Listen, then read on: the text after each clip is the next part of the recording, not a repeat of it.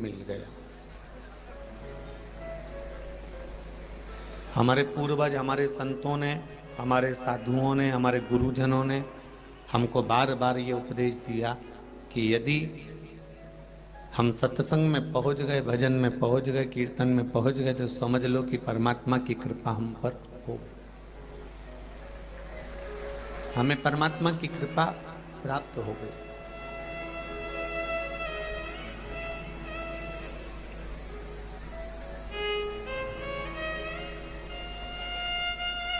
हलवाई जब भोजन का पर्चा देता है तो उसमें सारा सामान लिख देता है, कितनी गैस की टंकी लगेगी, कितना बड़ा बड़ा नंबर का लगेगा, कितना गैस का भट्टा लगेगा, कितना गैस का चूल्हा लगेगा।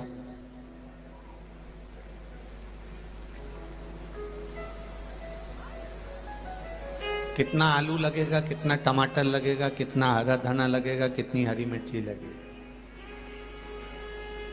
मूंगफली का दाना कितना लाना है, काजू कितना लाना है, आटा कितना लाना है, शक्कर कितनी लाना है, टेबिल कितनी लाना है, बिछात, दोना, पत्तल, बेसन, घी, तेल सब लिखता है। और यहाँ पे कई हलवाई भी बैठे होंगे, ऐसा नहीं है। और अगर वो हलवाई नहीं बैठे होंगे तो जितनी मेरी माताएं बैठी हुई हैं, मेरी बहनें बैठी हुई हैं, मेरी बेटियां बैठी हुई हैं, ये भी किसी हलवाई से कम नहीं है। इनके भी हाथ की रसोई में ये अपना सामान लिख कर दे ही देती।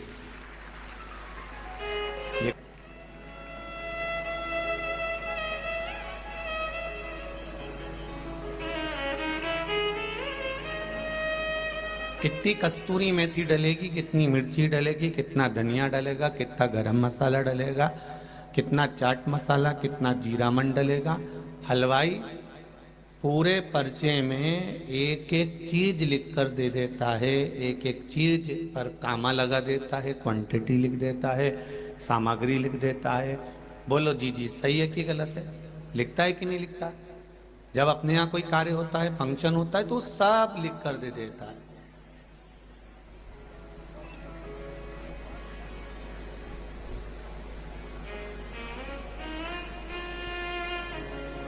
कितना रद्दी लगेगा, बर्तन पोंछने के लिए कितना कपड़ा लगेगा, दूध छानने के लिए, दही छानने के लिए कितना कपड़ा लगेगा, वो तक उसने अपने पर्चे में लिखा है।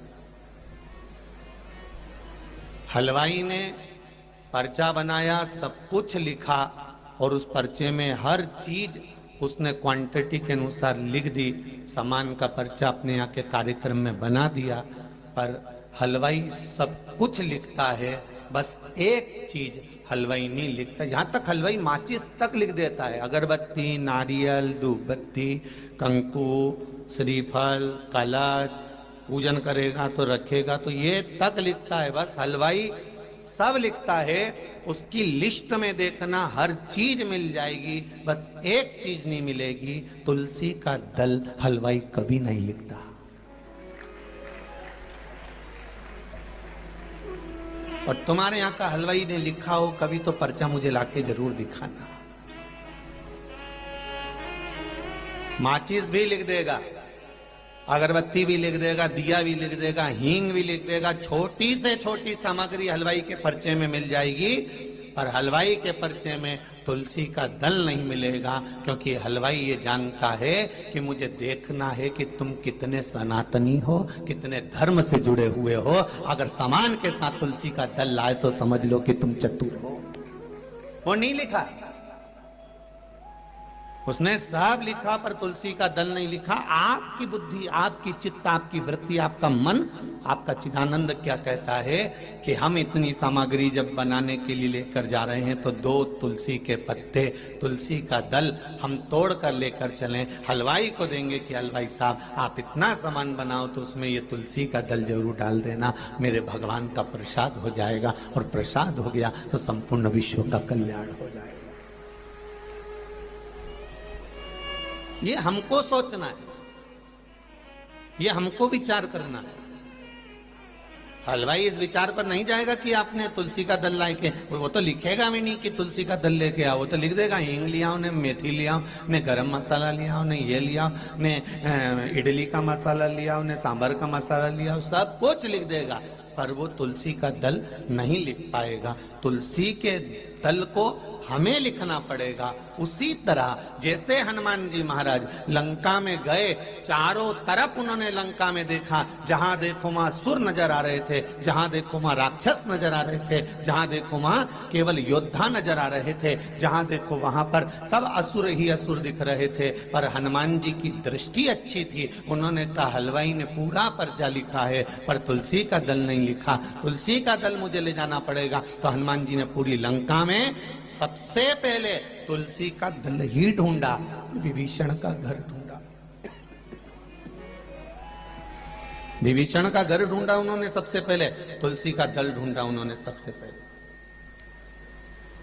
और वो तुलसी के दल को उन्होंने जब देखा तो वो तुलसी के दल को देखकर समझ गए कि इस पूरे लंका में कोई एक है जो भगवत भजन करने वाला। फिर क्या देखा हनुमान जी ने कि विभीषण की धर्म पत्नी शर्मा दिया लेकर आई है और तुलसी के क्यारे में लगा रही है।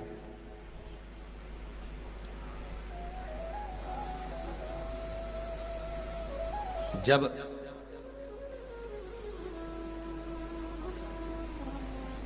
विभीषण की धर्म पत्नी शर्मा तुलसी के क्यारे में दिया लगा रही है तो हनुमान जी क्या देखते हैं कि उस समय पर कुंभकर्ण की धर्म पत्नी वहां पर ब्रज ज्वाला आकर खड़ी हो गई और उसने दिया उठाकर नीचे रख दिया।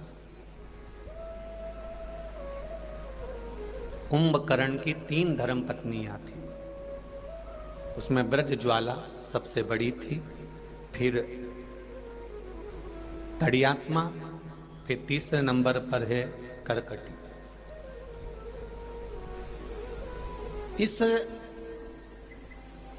कुंभकर्ण की धर्म पत्नी ब्रज ज्वाला ने उस दिए को उठाकर नीचे रखा। अब कितनी बड़ी बात है, जरा ध्यान दीजिएगा कि वो राक्षस की पत्नी है,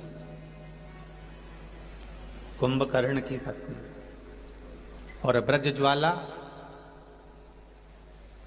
राजा बलि की लड़की भी है, एक रत्ना और एक ब्रजज्वाला।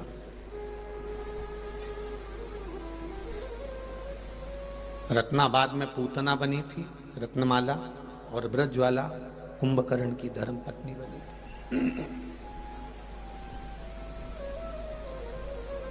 देखा उन्होंने कि ये ब्रज ज्वाला आई और विभीषण की धर्म पत्नी शर्मा ने दिया लगाया और वो दिया इस ब्रज ज्वाला ने उठाकर नीचे रख दिया, तो शर्मा को क्रोध आ गया, शर्मा को गुस्सा आया कि मैंने तुलसी जी में क्यारा रखा और इसने उठाकर नीचे रख दिया। थोड़ा सा क्रोध आएगा जब आप गलत कर रहे हो और गलत करने वाले व्यक्ति को अगर थोड़ा सा सुधारा जाएगा, गलत करने वाले को थोड़ा सा संवारा जाएगा, गलत जगह से अच्छी जगह पर लाया जाएगा, तो थोड़ा ना थोड़ा क्रोध तो आएगा, उसको कोई नकारा नहीं।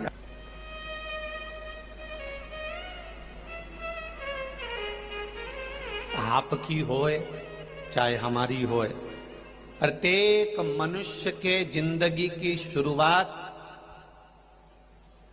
प्रत्येक मनुष्य के जिंदगी की शुरुआत रोने से होती है। कैसे होती है? बोलो बोलो, जम के बोलो जरा। रोने से। माता के गर्भ से बाहर निकले और रोना चालू कर दिया। प्रत्येक मनुष्य के जिंदगी की शुरुआत, चाहे साधु, सन्यासी, तपस्वी, साधक, उपासक, महात्मा, ब्राह्मण, क्षत्रिय, वैश्य, शूद्र, संसार का जो मानव है, जो संपूर्ण मानव जगत है, इस मनुष्य की शुरुआत रोने से होती है। जब माता के गर्भ से पैदा होता है तो सबसे पहले रोता है। अगर नहीं रोएगा तो डॉक्टर सिस्टर उसको धप मार के चिमटा खोड़ के रुलाएंगे, क्योंकि रोएगा तो स्वस्थ रहेगा, तो उसको रुलाया जाता है। प्रत्येक मनुष्य की जिंदगी की शुरुआत रोने से होती है।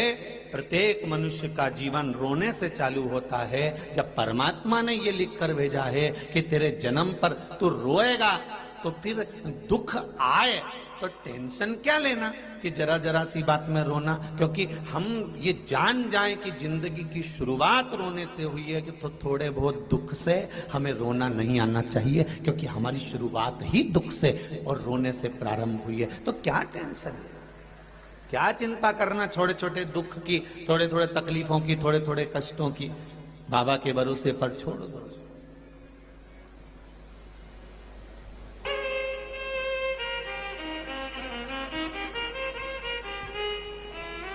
चाय में मक्खी गिर जाएगी तो तुम क्या करोगे? जम के बोलो जरा। अरे बोलो रे मंदसौर वालों, जी जियो, अच्छी जम के बोलो। चाय में मक्खी गिर गई तो पी जाओगे कि फेंक दोगे? जम के बोलो। आवाज नहीं आई यार, और जम के बोलो। फेंक देंगे, ठीक है। और तुम्हारे शरीर पे मक्खी बैठ गई तो फेंक दो।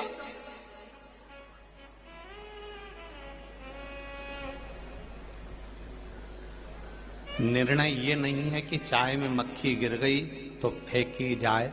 मूल है चाय में मक्खी गिरी क्यों। तो सबसे मूल है कि हम चाय को ढक कर रखेंगे तो मक्खी चाय में नहीं गिरेगी। ये जब बेटियां अपने तन को ढक कर रखेगी तो कहीं की मक्खी गिर के बताए।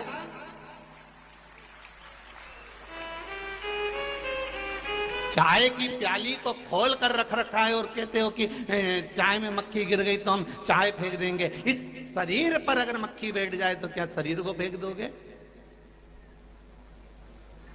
मक्खी गिर क्यों रही है?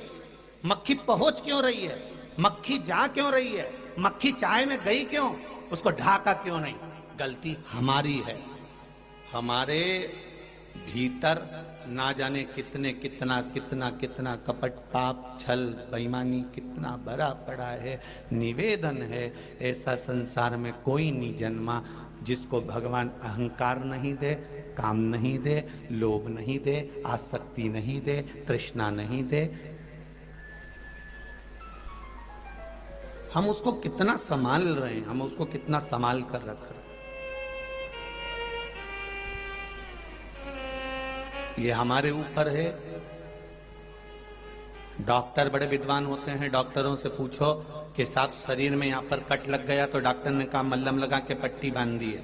पट्टी क्यों बांधी डॉक्टर ने? क्योंकि डॉक्टर को मालूम है कि अगर खुला रहेगा, डॉक्टर को यह भी मालूम है कि खुला रहेगा तो जल्दी सूखेगा, पर उसने पट्टी केवल एक कारण से बांधी है कि इसमें मक्खी नहीं बैठे। मक्खी बैठेगी तो दिक्कत आएगी, इसलिए उसने पट्टी बांध कर रखा है। डॉक्टर भी समझदार होता है कि जहां कट लग गया, जहां पर बुरा लग गया, जहां पर घाव हो गया, वहां पट्टी बांध दी है। घाव अगर खुला छोड़ेगा तो जल्दी सूखेगा, ये डॉक्टर भी जानता है, पर उसने पट्टी इसलिए बांधी कि इसमें मक्खी ना बैठे। उसी तरह एक बात अपनी जिंदगी में उतार कर रखिए कि आप भी अपने तन पर अगर एक पल्लू, अपने तन पर वस्त्र अगर सही से धारण करोगे, इन टीवी चैनलों के माध्यम से इन नाटकों को देखकर अपने वस्त्र मत बनवाओ। हमारा पुरातन जो वस्त्र का स्वरूप था, साड़ियाँ, उस पहनावे को पहनना प्रारंभ करो तो मक्खियाँ तुम पर झूमने वाली। इन मक्खियों को हम झूमने नहीं देंगे।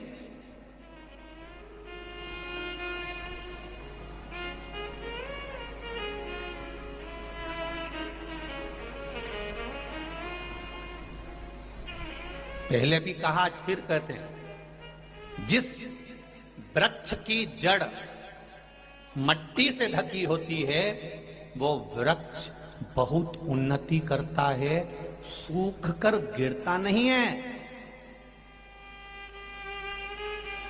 और जिस वृक्ष की जड़ पे से मट्टी हट गई, जड़ दिखने लगी, वो वृक्ष को सूखने में देरी लगती नहीं है और वो वृक्ष बर्बाद हो जाता है, टूटकर गिर जाता है। उसी तरह जैसे वृक्ष की जड़ मट्टी से ढकी होना चाहिए और वृक्ष की जड़ ढकी होती है तो वो बर्बाद नहीं होता, उसी तरह इस पूरे मनुष्य के शरीर की जड़ ये नाभि है, इस नाभि को भी ढकी हुई होना चाहिए तो टूटकर नहीं गिर सकते, ये निश्चितता है। पर आज का फैशन इतना विचित्र हो गया, इतना विचित्र फैशन हो गया कि कपड़े भी बनाए जाते हैं तो उस हिसाब से बनाए जाते हैं कि जड़ दिखती रहे। पर निवेदन है ये जड़ जितनी ढकी हुई होगी उतनी उन्नति की ओर हम बढ़ते चले जाएंगे, उतनी तरक्की हम करते चले जाएंगे। आप जड़ को ढाकिए।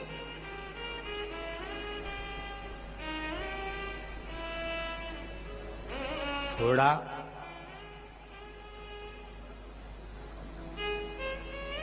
नाटक सीरियल देखो, हम मना नहीं करेंगे कि आप नाटक मत देखिए, आप देखो, हमें मना नहीं।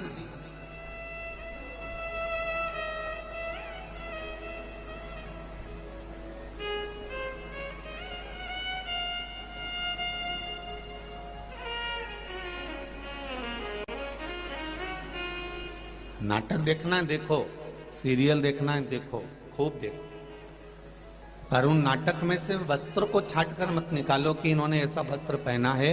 हाँ, कोई अच्छा राजस्थानी वस्त्र धारण करा हुआ हो, कोई हमारे मालवा का पहनावा, क्या जोरदार पहनावा है मालवा का, कोई साधारण नहीं है। इस पहनावे को अगर कोई पहना हो तो उसको हम धारण करें, उसको पहने।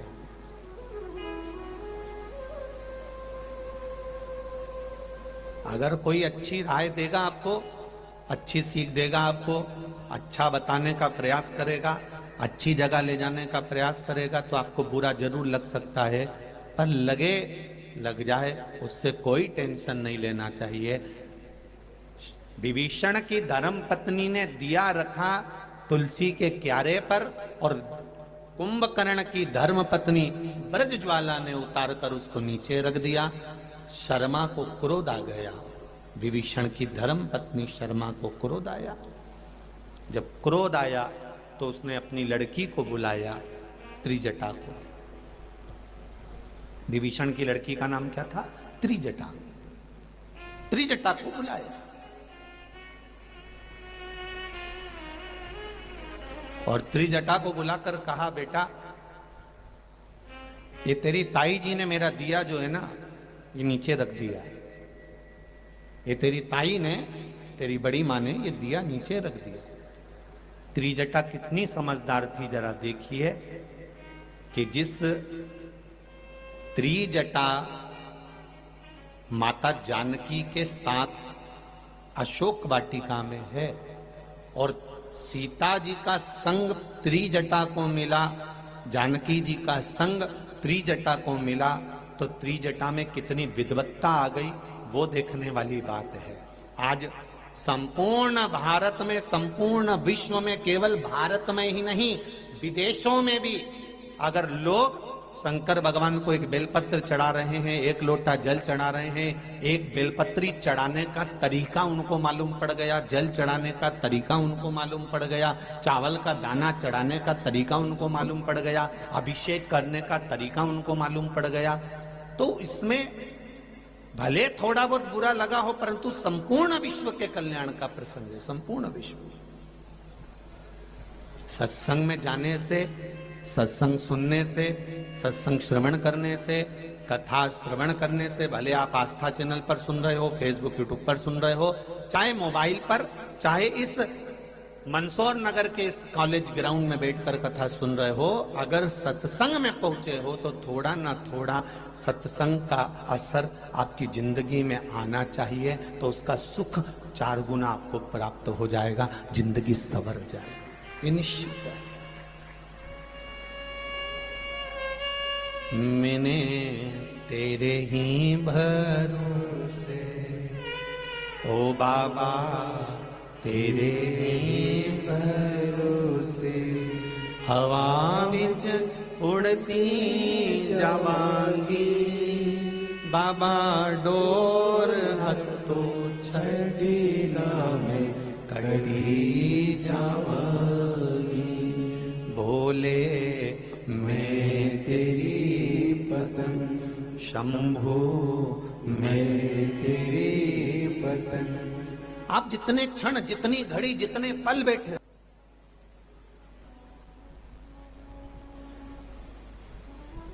राजा बलि की बेटी है,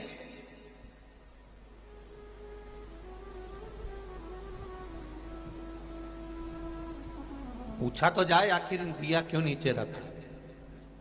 तब ब्रज ज्वाला के शब्द थे,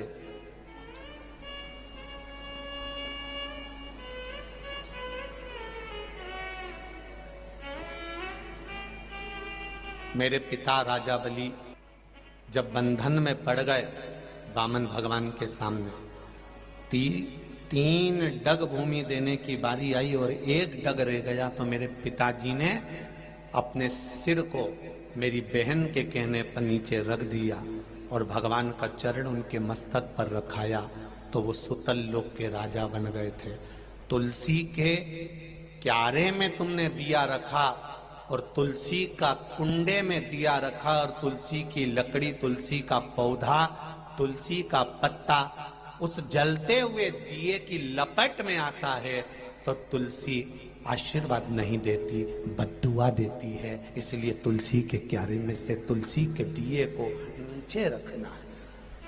तुलसी की डाली में, तुलसी की क्यारी में, तुलसी के पत्ते में। अभी आप कार्तिक का महीना आ जाएगा, कार्तिक के महीने में आप खूब तुलसी जी को दिया लगाओगे। कई घरों में तुलसी मैया सूख जाती है, पूछते हो तुलसी मैया क्यों सूख गई? आपने दिया उठाया कुंडे के अंदर रख दिया, दिया उठाया कुंडे के अंदर रख दिया। अरे उस दिए को थोड़ा दूर रखो। तुम्हारी सास बैठी है कुर्सी के ऊपर और तुम दिया उठा के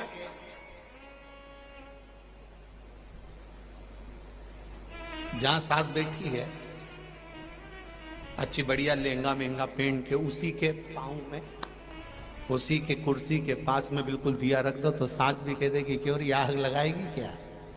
सास भी कह देगी। तुलसी मैया बोलती नहीं तो इसका मतलब ये थोड़ी ना कि हम तुलसी का जो कुंडा है उसी के अंदर दिया रख दें, उससे थोड़ा दूर, उससे थोड़ा नीचे। और कई लोगों की गलतियां हमने देखी है, कई लोगों की गलतियां देखी है। थोड़ा कहेंगे तो आप लोगों को लगेगा कि सियोर वाला महाराज फिर बोल दिया। गलतियां कई लोगों की देखी है कि आप लोग जो भगवान को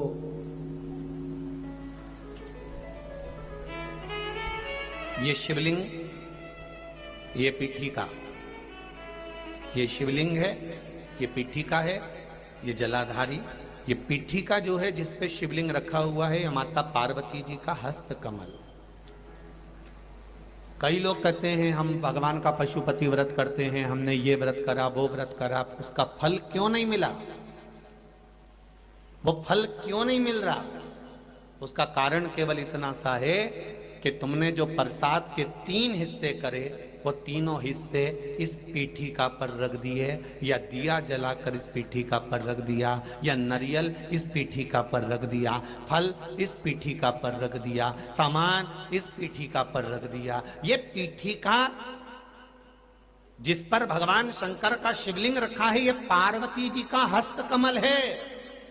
इसको अच्छे से समझ लो, ये माता जानकी जी का हस्त कमल है, माता पार्वती का स्थान है। दिया इस पर मत रखना। 3 हिस्से प्रसाद के करे तो जमीन पर करो, इसके ऊपर रख कर नहीं। 3 हिस्से में से 1 हिस्सा भी इसके ऊपर नहीं रखाना चाहिए। भोग भी लगाओ तो नीचे रखो, उसके ऊपर नहीं, पीठिका पर नहीं।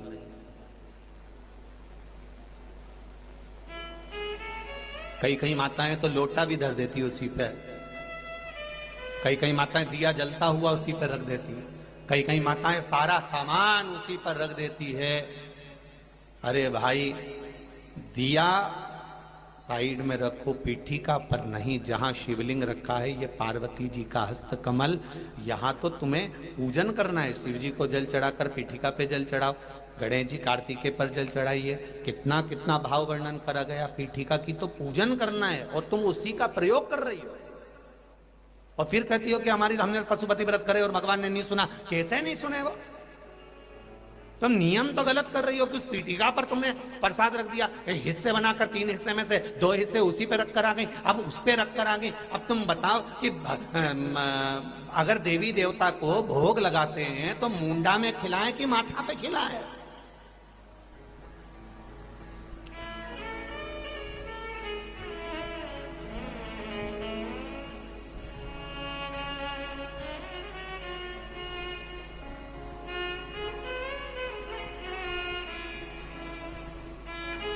कोई भी सामग्री पीठिका पर नहीं रखना। पूजन करो, जल चढ़ाओ, फूल चढ़ाओ, बेलपत्री चढ़ाओ, कुंकू चढ़ाओ, तुम्हारी मर्जी पड़े चंदन चढ़ाओ, लाल चंदन चढ़ाओ, पीला चंदन चढ़ाओ, तुम्हारा मन पड़े वैसा तुम भगवान की आराधना करो। पर पीठिका पर कोई ऐसी वस्तु ना रखे जिससे पीठिका पर रखा हुआ सामग्री के कारण भगवान का अपमान हो जाए, माता का अपमान हो जाए। भगवान शंकर का शिवलिंग केवल शिवलिंग नहीं होता, वहां शिव और शक्ति तीनों विराजमान होते हैं, दोनों विराजमान होते हैं, और ब्रह्मा विष्णु महेश तीनों उस रूप में विराजित होते हैं।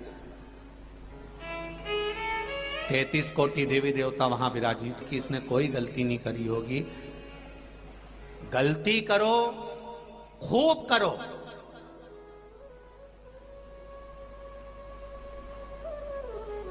मनुष्य है ना, मानव का शरीर है ना। कोई तुमसे कहे कि तुम गलती, तो कह देना सीवर वाला महाराज बोलकर गया। गलती करो, खूब करो, पर शिव महापुराण की कथा कहती है गलती करो, खूब करो, पर किसी का गलत मत करो। बस शंकर की कथा यह कह रही है।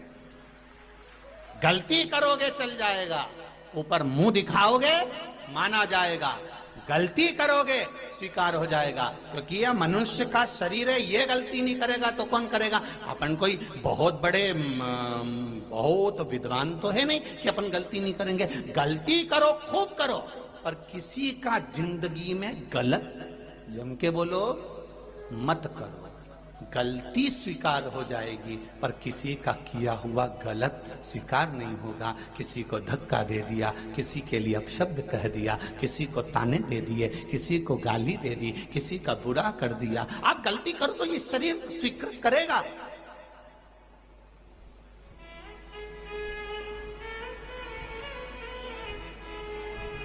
पर गलत नहीं करना हमको कि उसके लिए हम गलत सोचें, उसके लिए हम गलत विचार करें। कोई आपको अगर अपशब्द भी कहे, आप उसके निर्णय का इंतजार करना, आप रुकना जरा, आप अपशब्द मत बोलना, आप उसके निर्णय का इंतजार करना।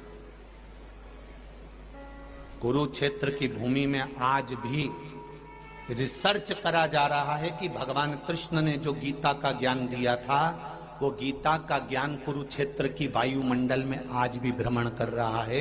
उस गीता के ज्ञान को पकड़ने के लिए ना जाने कितने यंत्र कुरुक्षेत्र की भूमि पर लगाए गए हैं, उसको पकड़ने के लिए।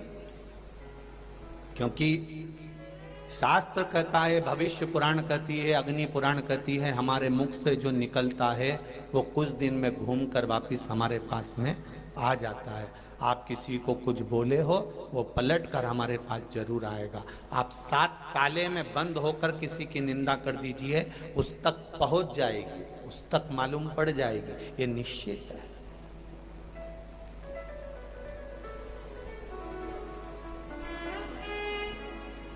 एक निश्चितता है।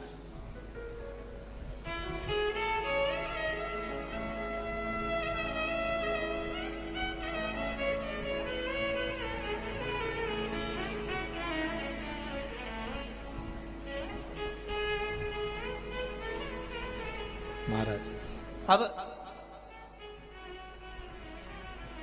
गलती करो, खूब करो, पर गलत किसी का मत करो।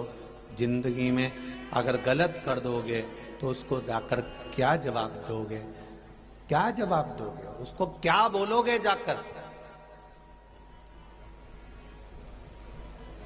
परीक्षा 2 तरह से होती है मेरी बहनों, मेरे भाई, और जितने लोग इस कथा को सुन रहे हैं यहां से लेकर आस्था चैनल और फेसबुक यूट्यूब तक, परीक्षा 2 तरह की होती है, एक लिखित परीक्षा, एक मौखिक परीक्षा।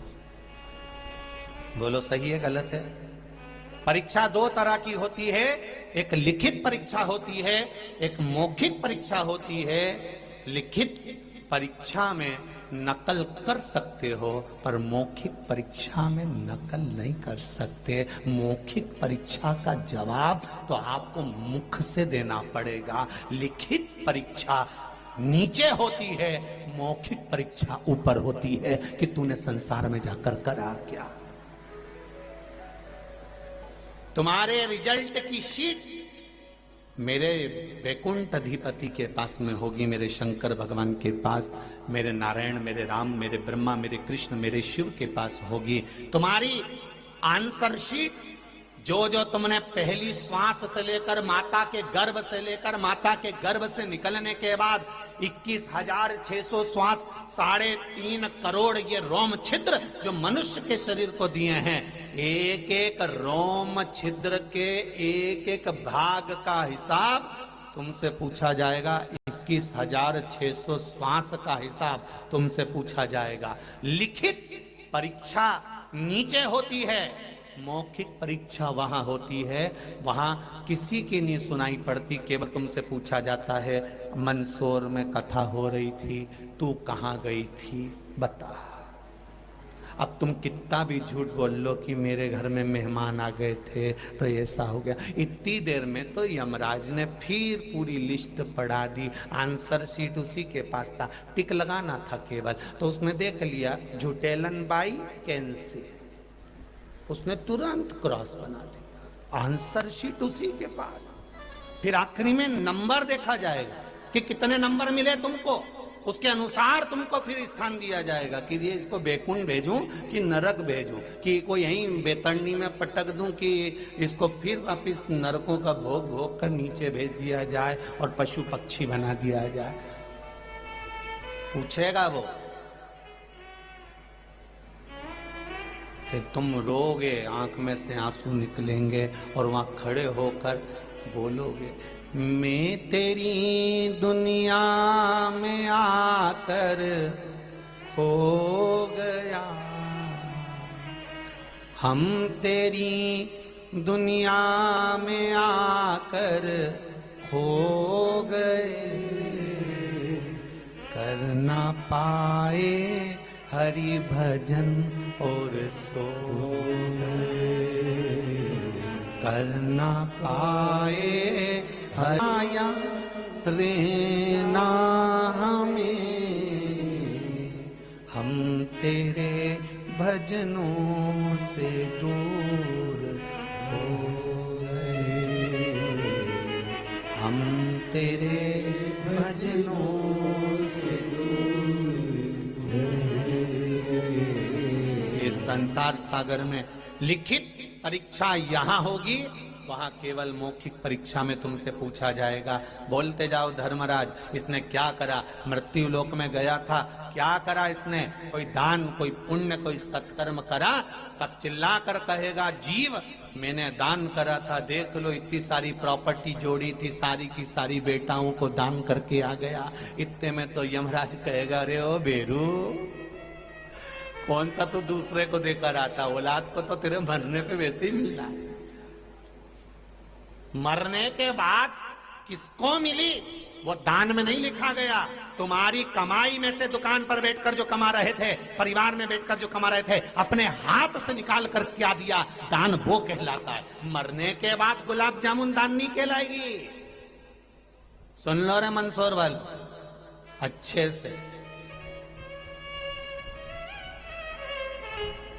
मरने के बाद दी गई गुलाब जामुन ने, लड्डू ने, पेड़ा ने, 16 श्राद्ध में फोटो नीचे रख के धूप लगा के ने पूड़ी और खीर बना के फोटो में चिपका दी। इसको दान नहीं किया जाएगा। दान किसको कहा जाता है? जो अपने हाथों से दिया जाए, अपने हाथों से। एक बात आप सबसे पूछना चाहूंगा, बेटियां कोर्ट में खड़ी होकर अपनी प्रॉपर्टी का हिस्सा ले, वो अच्छा लगेगा कि बाप अपने हाथों से दे दे, वो अच्छा लगेगा? बोलो री जी, बोलो बोलो, जरा जम के बोलो रे। माता पिता अपने हाथ से जीते जी अपनी बहन बेटियों को, गौ माता को जो दे दे गाय के चारे में एक रोटी निकाल कर दे दी, वो दान हो गया। चलते चलती दुकान में, चलती चलते काम में से जो तुमने निकाल कर दे दिया, वो दान है, वो धर्म है, वो पुण्य है। मरने के बाद कोई गीता जी दे दे, चाहे गोमुखी माला दे दे, चाहे लोटा दे दे, चाहे आसन दे दे, ये सब अपनी जगह पर है, पर दान वही कहलाया जो तुमने अपने हाथों से दिया, जो तुमने अपने हाथों से दिया।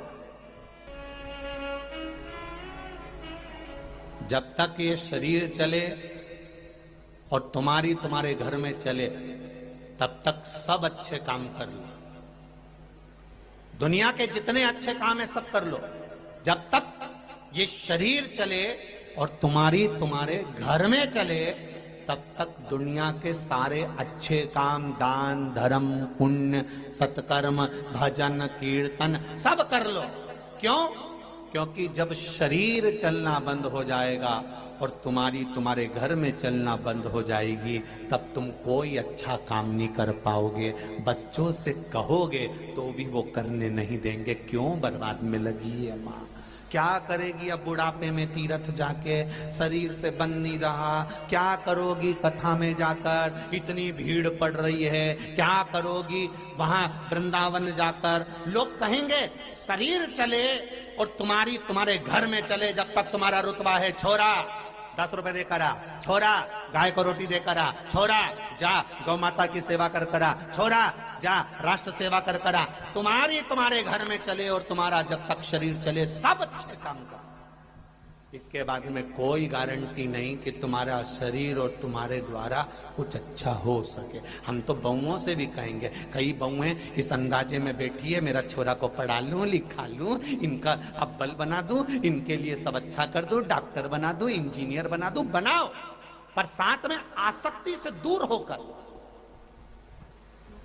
डॉक्टर बनाओ बेटे को, इंजीनियर बनाओ बेटों को, बच्चों को खूब पढ़ाओ, और पढ़ाने के साथ में उनको संस्कारवान बनाओ। साथ में ये सिखाओ, हमारे घर में मेहमान आए प्रणाम करो, काका जी आए प्रणाम करो, चाचा जी हैं प्रणाम करो, दादाजी हैं प्रणाम करो। हमें बारंबार प्रणाम का भाव उसमें व्यक्त किया जाए, बारंबार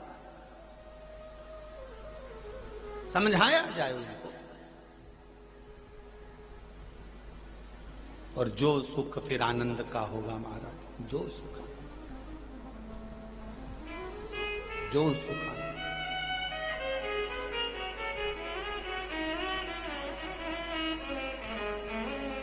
महाराज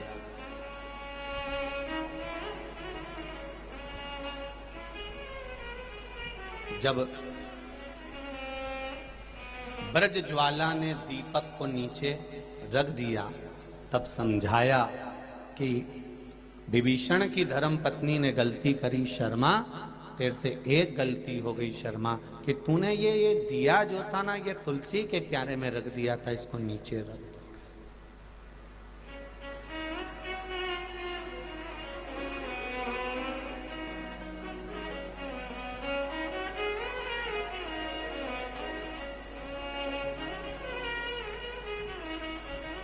तब उसे ज्ञात हुआ, तब उसे समझ में आया। महाराज ब्रज ज्वाला के स्मरण में, ये चित्त वृत्ति में ये बात पहुंच गई, शर्मा की चित्त वृत्ति में भी ये बात पहुंच गई। मैं गलत सोच रही थी कि मेरी जेठानी मुझे समझाने आई है, मेरी जेठानी मुझे बताने आई है। कोई जब समझाता है ना, हमको बुरा जरूर लगता है। सास जब बोलती है ना बहू को कि बेटा ऐसा मत करो, उसमें सास का कोई हित नहीं होता। सास क्यों बहू को बार बार टोकती है? क्या सास को क्या कई बीमारी हो गई इसको कि ये सबको टोकती फिरेगी? नहीं, सास बहू को इसलिए टोकती है कि हमने पूरी जिंदगी कपड़े सिल के निकाले, लोगों के साड़ी में पीको और फाल कल करके जिंदगी निकाल दी, पोछा लगाकर झाड़ू लगाकर एक एक ईंट जोड़कर ये घर बनाया है, ये परिवार बनाया है। बेटा ज्यादा दाल बन गई फेंक दोगी। हमने इतनी इतनी सी दाल खाकर अपनी जिंदगी निकाली है, हमने दो दो रोटी पर अपना जीवन निकाला है। सास बहू को क्यों टोकती है? केवल टोकने का कारण इतना है कि जो हम पर बीता वो मेरी बहू पर नहीं बीतना चाहिए, इसलिए वो बार बार टोक देती है, बार बार टोकती है। और बहू ये विचार छोड़ देती है। बहू को लगता है कि मम्मी की तो आदत पड़ी है रोज टोकने की, मम्मी की तो आदत पड़ी है बोलने की, मम्मी की तो आदत पड़ी है बोलने की। मेरा सासुओं से निवेदन है, अगर तुम्हारी बहू ज्यादा रोटी बनाकर फेंके, ज्यादा सब्जी बनाकर फेंके, तो तुम काय को चूको? तुम काय को चूको? तुम भी वो ज्यादा बनाकर रखे, तुम 4 रोटी लेके बैग में निकल जाओ, इधर कुत्ता को दे दी, इधर गाय को दे दी, उधर दे दी। और जब तक तुम पकड़ोगे तब तक बहू छोड़ेगी।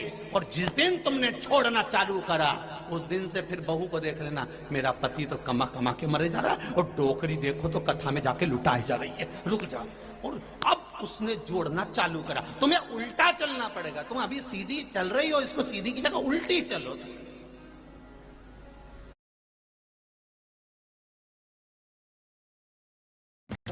And it's not. जैसे वो श्रीमद् भागवत में नहीं आता, वो उसका चरित्र के नाम उसका कथा के प्रारंभ में आ गया, धुंधली की वो धुंधकारी की माँ धुंधली, आत्मदेव की पत्नी, कितनी उल्टी चलती थी। फल दिया खाने के लिए, उसने किसको खिला दिया? बोलो जरा, भागवत जी में लिखा है, किसको खिलाया? गाय को। कितनी उल्टी चलती थी। फल दिया था खुद के खाने के लिए कि तेरी पत्नी को दे देना, पत्नी गर्भ से हो जाएगी। फल ले जाकर वो गाय को खिलाया ही। होता है ऐसी ऐसी उल्टी चलने वाली भी बहुत सारी है, ऐसा नहीं है कि नहीं है। अपन ढूंढेंगे नीमच मंदसौर तक तो बहुत मिल जाएगी दादा, ऐसी नहीं कि नहीं है वो, अपन ढूंढे तो मिलेगी।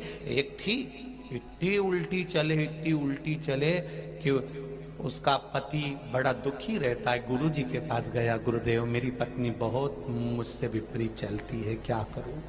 गुरुजी ने पूछा हुआ क्या? कहा गुरुजी पिताजी का श्राद्ध आ रहा है, हर साल पिताजी का श्राद्ध करने का मन होता है, पिंडदान एक बार भी नहीं करा, अब की बार मन है कि पिताजी का पिंडदान कर दूं, श्राद्ध कर दूं। पिताजी का पिंडदान और श्राद्ध कर दूं, ये मन में आ रहा है। तो गुरुजी ने कहा कर ले। मैं पत्नी को हर बार बोलता हूं, वो मना कर देती है, तो अब की बार उल्टा चल, घर पे जाकर बोलना कि इस बार श्राद्ध पक्ष में पिताजी का ना पिंड करेंगे, ना श्राद्ध करेंगे, ना ब्राह्मण भोजन कराएंगे, ना दक्षिणा देंगे, बस इतना जाकर बोल दे। इतने सोचा करके देखता हूं। और उसने जाकर तुरंत अपने पिताजी के, जैसे गुरुजी ने कहा था वैसा कि वैसे ही जाकर उसने वहां जाकर कहा और जाकर बोला अपनी पत्नी से, सुनती हो, सुनती हो? पत्नी ने कहा क्या है?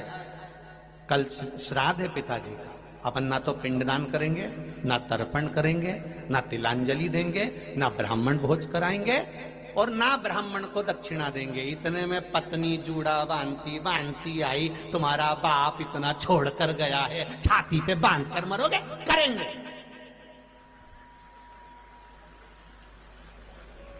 पति इतना खुश हो गया अंदर से, भगवान गजब करा, गजब। 35 साल में पहली बार इसने हाँ भरी। गुरुजी का वचन याद आ गया, हर चीज में उल्टा चलना, सीधा मत चलना। पत्नी बोली जाओ पंडित जी को नोट कर आओ, पिंडदान करवाओ और ब्राह्मण का भोजन कराओ और दक्षिणा दो। उसने पंडित जी नोट दिए, पंडित जी पूजन कराने आ गए, पिंडदान हुआ। पिंडदान होकर गुरुजी ने कहा था उल्टे बोलते जाना, और ये पिंड पूरे के पूरे बनकर पूजन होकर जब विसर्जन के लिए जाने लगा तो अपनी पत्नी से कहकर जा रहा है, मैं पिताजी के पिंड को गंगा जी में विसर्जन कर कर अब भी आया। इतने में पत्नी बोली, तुम्हारे बाप ने कोई अच्छा काम नहीं कर दिया था जो विसर्जन करने गंगा जी में जाओगे, नल्ली में पटका। अब इसको यहां उल्टा बोलना था कि पिताजी के पिंड को मैं नल्ली में पटकने जा रहा हूं, तो वो गंगा में पटकवाती। इसने यहां सीधा बोल दिया।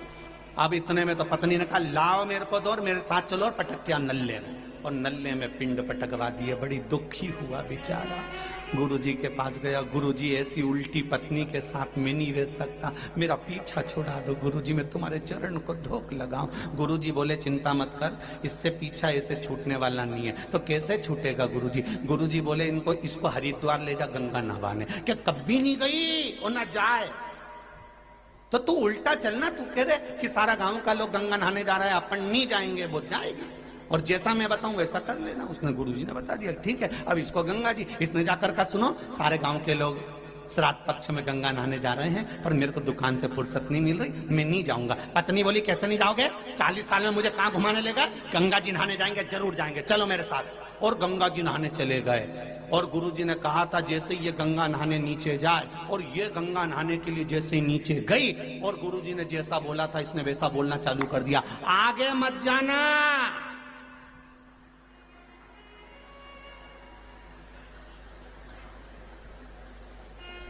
क्या बोली वो? जम के बोलो जरा, आप देख लो यही सब उल्टी बैठी हुई। अब वो बोली, वो पति बोल रहा है आगे मत जाना, और ये कह जाऊंगी जा, और जो आगे गई और पानी में बह गई। इसने जेब में से नारियल निकाला, हे गंगा मैया पूरी ले जा, गंगा मैया पूरी, गंगा मैया तेरे हाथ जोड़ू, इसको पूरी ले जा। है अगर पकड़ ले तो जम के चिल्ला के बोलना, जम के पकड़ना। इसने कन्नी पकड़ना, ले आग लगे, ले, और जो छोड़ी अब की बार बह गई। इसने नारियल निकाल के गंगा जी में छोड़ा, धन्य है, ले जा, ले जा। बड़ी मुश्किल से उल्टा चलने वालों से पीछा बड़ी मुश्किल से छूटता है साहब। दुनिया में ऐसे ढेर सारे उल्टे चलने वाले हैं। कथा में भी बैठेंगे, कथा भी सुनेंगे, अच्छा ना निकाल कर बुरा निकाल कर उल्टा चलने का प्रयास करेंगे। तो यहाँ ऐसा उस रोटी में डालकर बनाकर, उस रोटी को, जो लिम्पी बीमारी वाली गाय है, दिन में एक बार अगर उसको एक रोटी मिल जाएगी तो ये निश्चित है उसके शरीर का रोग धीरे धीरे समाप्त होता चले जाएगा। धीरे धीरे भगवान शंकर से प्रार्थना करो। आप अपने शिव जी पे चढ़ा हुआ जल लेकर तो आती ही हो, अपने घर के लिए भी कोई गाय अगर दिख गई जिसको बीमारी हो रही तो उस पर भी थोड़ा सा जल छीट दो, माँ ठीक हो जाए। भोलेनाथ ऐसी कृपा करो। ये बीमारी जो गौ माता में फैली हुई है, गाय तड़पती रहती है, पूरी शरीर में अंदर तक ये बीमारी पहुंचती चली जाती है, बड़ा कष्ट होगा, बड़ा कष्ट।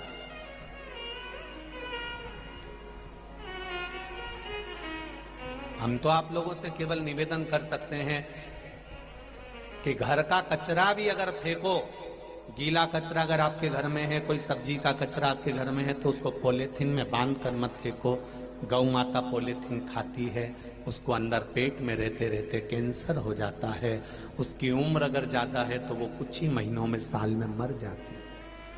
थोड़ा सा प्रयास अगर हम करेंगे तो जिंदगी सार्थक होगी। उस पॉलीथीन से गौ माता की रक्षा हो सकती है। थोड़ा सा प्रयास करो, बहुत हो।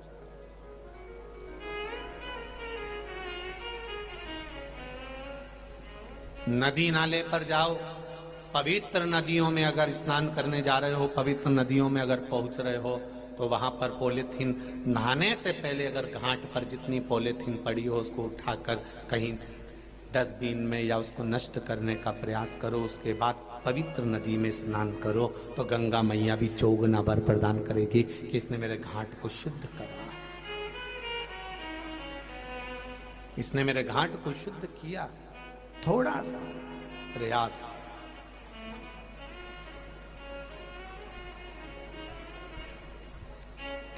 थोड़ा सा प्रयास अपने जीवन में करें, उसका सुख मिलेगा जरूर। अगर कोई समझाए, अगर कोई ज्ञान उपदेश दे, जैसे कुंभकर्ण की धर्म पत्नी ब्रजवाला भी बता रही है और विभीषण की धर्म पत्नी शर्मा ने सुना, त्रिजटा ने उनको ज्ञान उपदेश दिया। कोई साधारणता नहीं होता है। अगर लंकाधिपति रावण के यहाँ भगवान राम पहुंचे हैं तो लंकाधिपति रावण की शिव भक्ति प्रबल होगी। कंस के द्वार पर कृष्ण पहुंचे हैं तो कंस की भक्ति प्रबल होगी। कोई साधारणता नहीं हो सकती। कुंभकर्ण की 3 धर्म पत्नियां थीं, 3 धर्म पत्नी में ब्रजज्वाला राक्षसी थी, उससे छोटी वो घर परिवार को संभाल कर चलती थी, और करकटी तीसरे नंबर की। जब रावण शंकर भगवान की आराधना करता था तो करकटी चुपचाप से शिव जी की आराधना को देखा करती थी, चुपचाप से शिव जी की आराधना का स्मरण किया करती थी। तो उस करकटी के ऊपर एक बार भगवान शंकर प्रसन्न हो गए। 12 ज्योतिर्लिंग में एक ज्योतिर्लिंग कुंभकर्ण की धर्म पत्नी करकटी से पैदा हुए बेटे भीम के नाम पर बना है, भीमा शंकर। क्या नाम है? भीमा शंकर। यह कुंभकर्ण के बेटे के नाम से एक ज्योतिर्लिंग बना हुआ है। कितनी भक्ति होगी।